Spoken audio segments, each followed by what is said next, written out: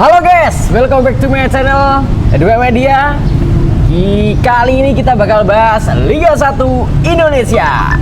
Nah, kali ini Liga 1 Indonesia sudah resmi. Dia harus menggunakan 8 pemain asing, Mas. Itu bukan diwajibkan, cuman bagi tim-tim yang mau 8 pemain asing nggak masalah. Cuman melihat finansial, apakah Liga 1 mampu? Menurut kalian gimana? Silahkan komen. Dan kali ini kita bakal minta pendapat atau kita sharing-sharing bareng Mas Ekar. Gimana Mas? Pendapat Anda atau pandangan Anda tentang Liga 1 harus menggunakan 8 pemain asing ini? Ya, pasti ada plus minusnya ya. Plus minusnya pasti selalu ada, kalau pro kontranya pasti ya, selalu benar ada. sekali. Saya melihat bahwa pemain asing 8 ini menjadi polemik adalah ketika banyaknya pemain-pemain akan mengurangi jam bermain pemain-pemain lokal, pemain-pemain Indonesia gitu kan. Dan juga saya setuju apa yang dibilang sama Presiden Asosiasi Pemain Profesional Indonesia, Bang Andre Tani, bahwa, APPI ya APPI, bahwa nggak semua pemain asing berkualitas. Nah, gitu. benar sekali. Dan ini tentu akan memakan yang tadi saya bilang, waktu bermain para pemain lokal. Akhirnya apa? Pemain lokal akan bermain terlempar ke Liga 2. Di Liga 2 persaingannya tidak terlalu ketat ya, levelnya beda dengan Liga 1. Itu saya ngeliat minusnya dulu di situ ya.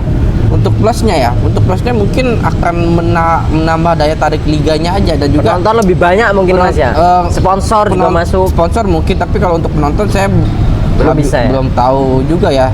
Dan juga ini 8 pemain asing ini tujuannya kan untuk membantu klub-klub Indonesia yang berlaga di AFC Cup, seperti yang tim yang lolos ke AFC Cup, itu kan akan membantu juga. Nah, itu ya, positifnya. Tapi kalau negatifnya memang banyak negatifnya menurut saya. Itu seperti jam bermain pemain lokal berkurang. Nah, gitu kan.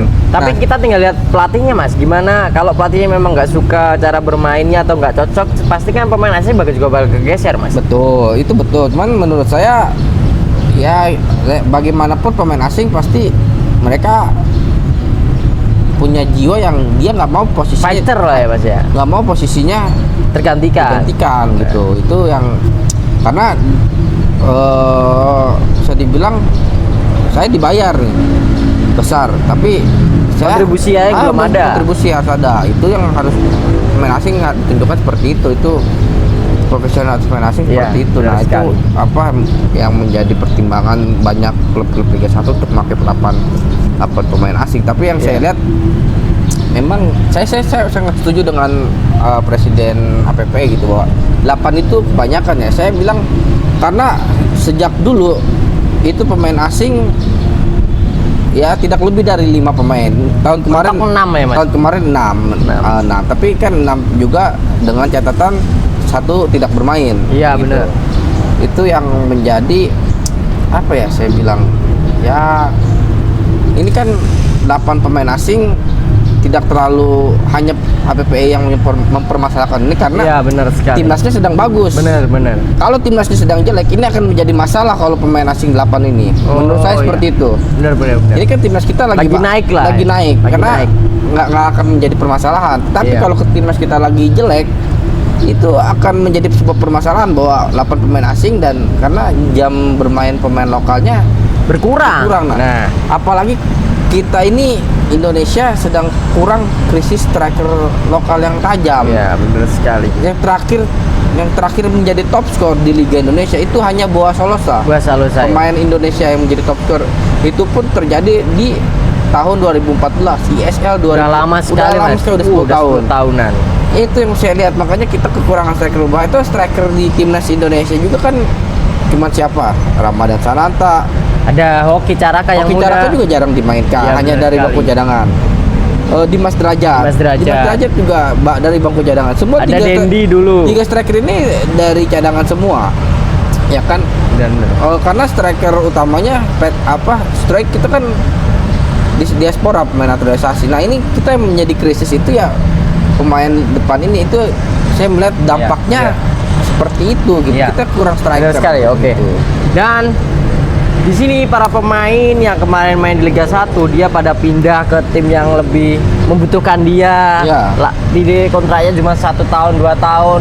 Dan kali ini bursa transfer kali ini sangat mengejutkan sekali. Ada Hugo, pemain yang kemarin sampai final. Itu ya dia pindah ke Dewa. Ya. Terus ada Malik Rizaldi sama Riviera pindah ke Persebaya. Ada Rashid ke Persebaya. Jadi ini persaingannya lebih ketat, Mas. Jadi banyak pemain mungkin dari Amerika, ada dari Argentina, Brasil pada berlomba-lomba pengen main di Indonesia, Mas. Dan sedangkan 8 pemain itu 8 pemain asing itu harus bermain. Habis itu juga ada pemain muda yang harus wajib bermain. Betul. Jadi kan itu setimpang juga. Nah, itu yang saya bilang tadi akan memangkas jam bermain pemain-pemain yang ibaratnya dalam usia prime, dalam usia emas-emasnya. Iya. Ya kan saya bilang seperti itu. Itu akan memangkas karena regulasi juga memaksa harus memainkan pemain usia 22 tahun. Itu yang saya bilang agak aneh sih. Belum siap mungkin. Belum siap ya menurut saya. Karena kalau dibilang harus memainkan pemain kategori usia, kan ada kompetisi yang Elite Pro itu kan kategori usia seperti itu. Kalaupun mereka bermain di Liga 1 ya dinaikkan aja, dipromosikan aja sebagai pemain. Kalau di luar negeri itu disebut pemain reserve ya, kalau di kita pemain magang. Mungkin kalau sudah siap di minus 1 menit atau 5 menit. Dan jadi jam terbang bertambah 5 menit, 10 menit dan sampai meningkat dan sampai full time. Tapi nah itu saya bilang liga profesional itu ini lucu di Indonesia ini. Liga profesional itu tapi di luar negeri ada nggak sih, Mas, kayak gitu, Mas? Nggak ada. Belum pernah ada. Namanya liga profesional itu dia nggak ada yang namanya harus dibatasin memainkan pemain usia ini. Dulu kan ada, Mas, sempat kok U23 tuh wajib dimainkan, itu pernah ada kan dulu, tapi cuma nggak berjalan. Itu pernah terjadi di tahun 2017 Liga 1 Liga 1 2017 itu wajib memainkan pemain usia 23 tahun itu minimal 45 menit atau satu babak. Itu tujuannya kan untuk menjaring pemain-pemain yang akan bermain di SEA Games. Cuman bukan efektif itu pas itu. Itu nggak efektif karena taktikal pelatih juga akan terganggu. Ini ya kalau soal pemainnya nggak setara atau mungkin nggak bisa mengimbangi. Tidak bisa mengimbangi itu yang akan menjadi permasalahan. Artinya ketika si pemain A ini masuk skema pelatih dan si pemain B adalah yang masuk kategori usia, si B akan main. Bener. Si A akan duduk di bangku cadangan. Artinya selama beberapa menit itu taktikal pelatih itu tidak akan berjalan, tidak seperti yang dia mau gitu. Iya, benar sekali. Dan pelatih harus memutar otak mencari pemain yang ibarat setara, seimbang, gaya permainannya sama tetapi dengan usia yang masuk dalam kategori. Itu yang menurut saya belum menemui titik temu lah, Mas. Solusinya belum ada. Itu ini udah ketok palu, tetapi saya bilang bukan berarti nggak bisa dirubah ya, masih bisa dirubah, tapi mungkin buat uji coba mungkin musim pertama mungkin, Mas, saya bisa jadi. Nggak paham karena memang setiap musim regulasi tentang pemain asing ini selalu berubah ya. Dulu regulasi pemain asing ini 3 pemain non Asia, 2 slot non Asia. Sekarang Asianya ada 2. Enggak, sekarang bebas. Bebas ya? Asia bebas. Seperti itu.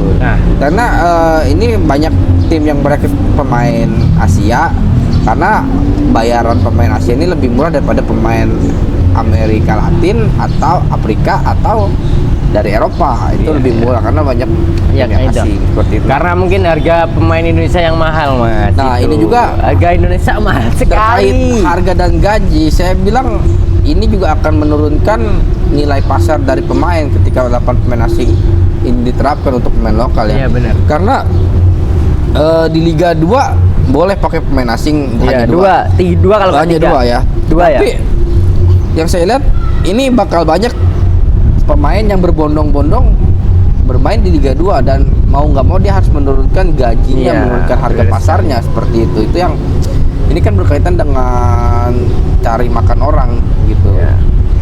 Ya, semoga saja apa yang menjadi pemikiran PSSI untuk liga kita dan juga timnas kita membuahkan hasil prestasi juga, Mas. Bukan hanya di timnas tapi juga di liganya yang sekarang lebih baik lagi menggunakan VAR, terus wasitnya juga lebih profesional. terus juga pemainnya sekarang bahkan ditambah 8 pemain dan juga pemain mudanya wajib bermain. Mungkin ada hal mungkin dipercekkan PSSI, cuman kita sebagai masyarakat mungkin belum bisa menerima, cuman lambat laun orang Indonesia itu bakal menerima, percaya atau tidak, karena dia sudah terbiasa. Ya menerima atau nggak menerima, PSSI tetap akan menggelar gitu. Iya, soalnya udah gigih dengan, karena sudah ketok palu bahwa itu sudah menjadi keputusan bersama. Cuman kan klub-klub kan ini Mas, pasti dengan regulasi itu kan klub tetap dimintai pendapat kan. Cuman kan dari 18 tim ternyata dari sebagian itu mungkin ada yang lebih banyak yang setuju. Betul. Nah, itu jadi votingnya mungkin bisa jadi kalah. Jadi buat teman-teman kalau yang belum setuju ya sudah jalani aja. Siapa tahu dari sampean cuma 8 tim sampean cuma 6 pemain atau 5 pemain asing bisa jadi bersaing. Betul. Lama seru.